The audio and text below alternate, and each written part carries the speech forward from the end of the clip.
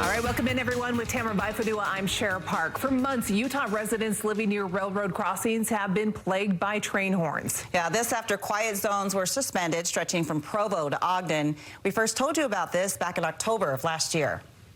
Those horns can get very loud, and they can happen at all times of the day, into the night, and even overnight in some cases. Well, now that is finally about to change. News specialist Brian Carlson live for us in Salt Lake City this afternoon with how the quiet zone for these trains are returning us. Okay, Brian, this is what everybody wants to know. No more horns?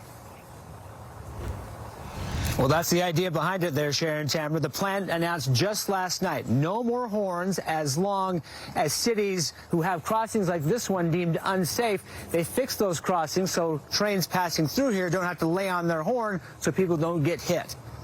One after the other. No, there they are, but no, it's very constant. Horns from trains at this railroad crossing at 10th West and South Temple in Salt Lake City.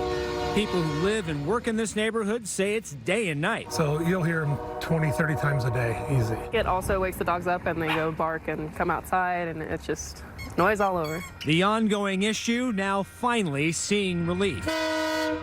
Last night, Woods Cross issued this statement saying the Federal Railroad Administration had approved a waiver to stop the horns, with the exception of immediate threats on the tracks, as long as Salt Lake City and North Salt Lake close access to cars at crossings in question and fix safety issues that are forcing trains to sound their horns at all times of day. The quieter it is, the better.